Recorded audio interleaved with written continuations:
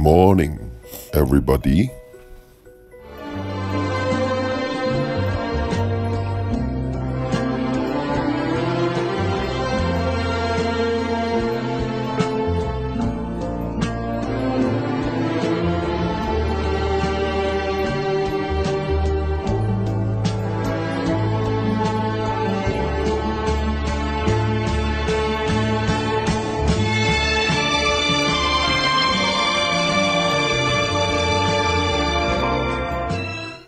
Halo, selamat pagi sobat-sobatku. Ketemu lagi sama saya yang bukan siapa-siapa buat Anda dan bukan apa-apa juga buat Anda. Pada kesempatan kali ini saya ingin berbagi bagaimana kita membersihkan diri kita sendiri, ya, atau yang lebih dikenal dengan nama self healing. Self healing itu adalah sebuah proses, ya, untuk menyembuhkan diri dari luka batin, ya. Dan metode ini telah banyak dilakukan oleh orang-orang yang ada di dunia. Di mana metode ini pun dilakukan oleh seseorang yang menyimpan luka batin, akar kepahitan, yang bisa menyebabkan gangguan pada emosinya.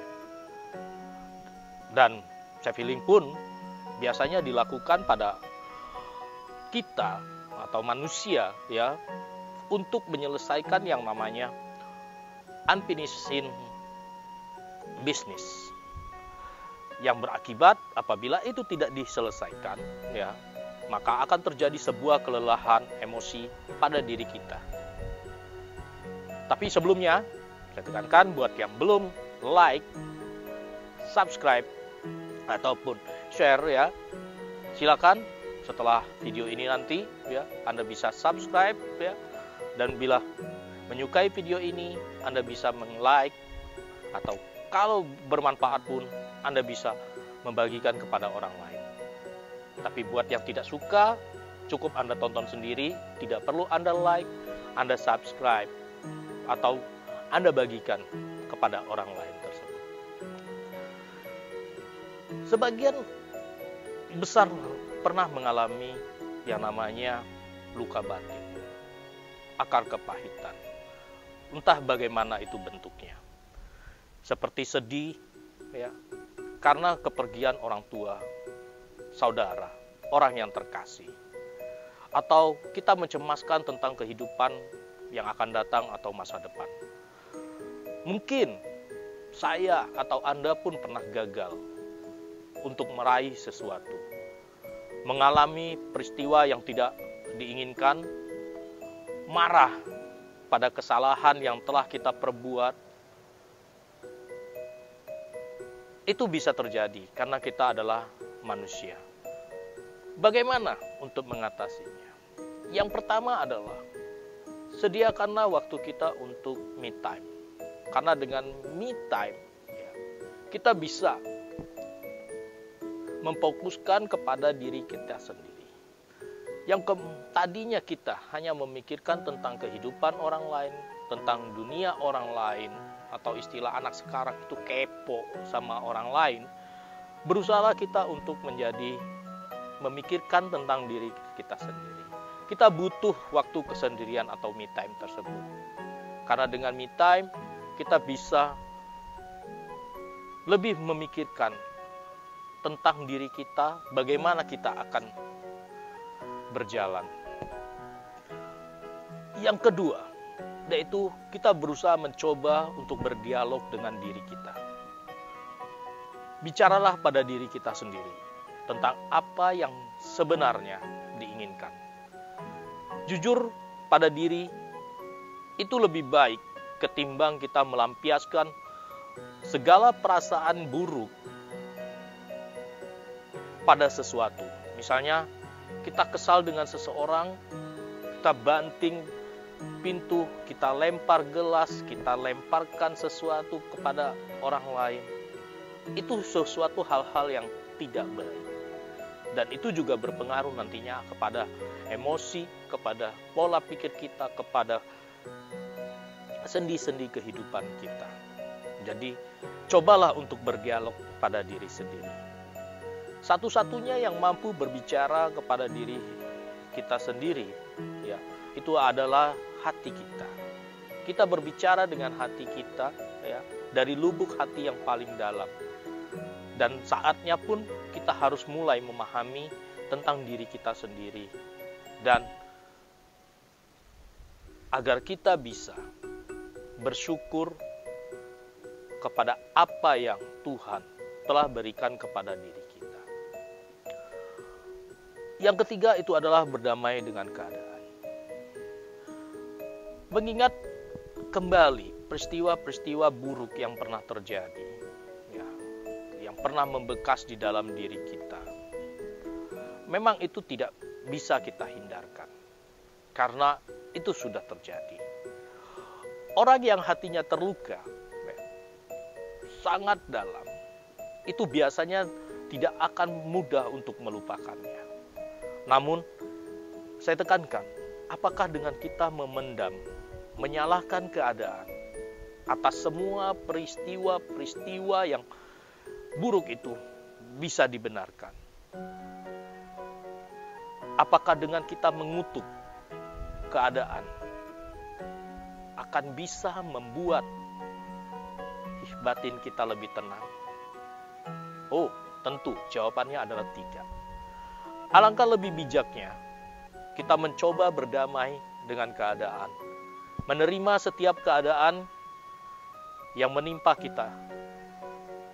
Karena saya tekankan bahwa kita dengan menerima keadaan tersebut, itu merupakan sebuah guru kehidupan yang akan menempa pribadi kita agar kita bisa menjadi lebih baik. Yang selanjutnya itu adalah mindfulness. Kenapa saya bilang dengan mindfulness? Mindfulness adalah berpikir dengan kesadaran yang penuh serta mengelola pikiran, perasaan, dan lingkungan untuk menghubungkan titik-titik yang ada di dalam pikiran kita, ya, serta memaknai setiap peristiwa, ya, dan kejadian yang pernah kita alami dengan lebih sehat.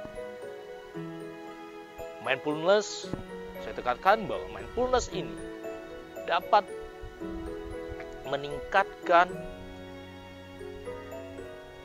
kehidupan serta pola pikir kita, di mana pola pikir yang sederhana, ya, dengan mindfulness yang sederhana tersebut bisa meningkatkan self compassion. Saya tekankan dapat meningkatkan yang namanya self compassion dan kebermaknaan tentang sebuah arti kehidupan. Mindfulness bisa kita lakukan dengan berbagai cara. Salah satu dengan mencari tempat yang sekiranya tenang. Kemudian kita bisa dengan mudah memejamkan mata, fokus terhadap diri kita sendiri dan segala pikiran yang kita miliki. Dengan penuh kesadaran, cobalah diri kita untuk memahami setiap pergulatan emosi yang ada di dalam diri. Mindfulness akan lebih baik juga, ya, saya tekankan akan lebih baik jika kita melakukannya secara rutin. Misal, pada saat sebelum kita berangkat ke kantor, kampus, sekolah, ataupun tempat lainnya. Yang selanjutnya, di dalam self-healing, kita bisa mencoba untuk meningkatkan yang namanya self-compassion. Self-compassion ini, itu adalah kemampuan kita untuk memahami emosi dan diri sendiri, serta juga kemampuan kita untuk merespon emosi atas penderitaan yang dialami dengan disertai keinginan untuk mendorong diri sendiri. Melalui self-compassion ini, seseorang dapat memahami tentang dirinya sendiri. Karena self-compassion mampu membuat orang memaknai pengalaman yang tidak nyaman dengan emosi yang berbeda. Artinya, ketidaknyamanan yang dimiliki seseorang dapat dimaknai secara positif jika, saya tekankan, jika meningkatkan self-compassion tersebut. Meningkatkan kepedulian terhadap diri kita, merespon peristiwa buruk dengan perasaan lapang dada, dan selalu berupaya membebaskan diri dari yang namanya duka yang berlarut-larut. Kemudian, kita juga perlu yang namanya menempatkan masa lalu kita pada tempatnya, karena masa lalu adalah masa lalu buat kita. Jadikanlah sebuah penyesalan sebagai kekuatan, karena semua manusia itu pernah mempunyai masa lalu. Jangan pernah kita menyesali apa yang sudah pernah terjadi, karena masa lalu itu adalah cerita dari kehidupan kita sendiri. Kita itu adalah masa lalu, sekarang, dan yang akan datang. Pada saat kita menempatkan masa lalu pada tempatnya, itu akan menjadikan sebuah histori. Dan ini merupakan sebuah loncatan yang besar agar kita bisa mendapatkan masa sekarang ataupun masa yang akan datang. Jadi, di dalam self healing ini, poin yang perlu kita catat. Yang pertama itu adalah kita harus mempunyai me time, waktu untuk diri kita sendiri. Kemudian berdialoglah dengan diri kita sendiri. Selanjutnya, mindfulness.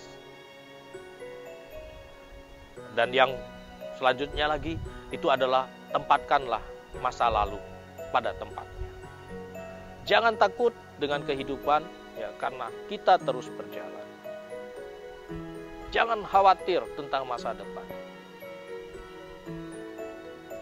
karena kita akan menuju ke masa depan. Dan jangan juga takut dengan masa lalu, karena masa lalu sudah berlewat. Kita hidup dengan masa sekarang. Jadi, pergunakanlah waktu Anda untuk banyak-banyak bersosialisasi, untuk beribadah, agar self-healing yang ada di dalam tubuh kita itu bisa berjalan dengan lancar. Oke, itu saja dari saya. Ya, untuk pembahasan satu persatu nantinya akan saya sertakan linknya setelah video ini. Ya, akan saya berikan tips-tipsnya bagaimana self-healing yang benar dengan pola sesuai dengan agama yang sobat-sobat anut. Sekian dari saya. Apabila ada salah kata, saya mohon maaf karena saya di sini hanya berbagi. Dan saya ingatkan buat rekan-rekan, sobat-sobat yang belum subscribe, silakan subscribe ya, karena bisa memberikan tanda buat Anda kalau ada video-video motivasi atau apapun dari saya ya. Kalau video ini juga disukai, silakan tekan tombol like-nya. Dan kalau bermanfaat buat yang lain, silakan berbagi dengan yang lainnya. Dan apabila tidak menyukai, cukup Anda tonton sendiri, karena tak elok dan tak pantas apabila kita mengacungkan jari seperti ini ya. Karena ini adalah hak cipta orang lain, bukan hak cipta Anda. Oke, salam dari saya, salam sehat selalu ya. Semoga Tuhan memberkati Anda, God bless you ya. dan kita hidup selalu dalam kondisi sehat walafiat selamanya. Adios, amigos, ciao.